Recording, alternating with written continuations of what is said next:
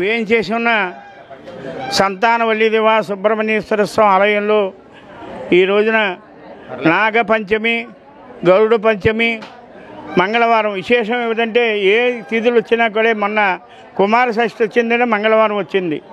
ఇక్కడ స్వయంభూ మనకు ఏదైనా అనుకుంటే పిలిచే దేవుడు అంటాడు.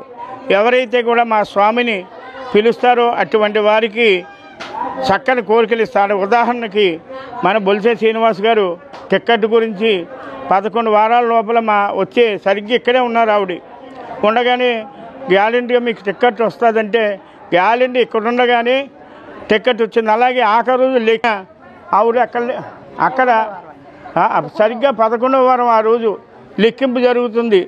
ఇక్కడికి వచ్చారు. ఈవిడేమో కంగారు పడుతుంది. కంగారు పడకండి, మీ స్వామి కౌరు వస్తుందంటే ఇక్కడ కూడా బ్రహ్మాండమైన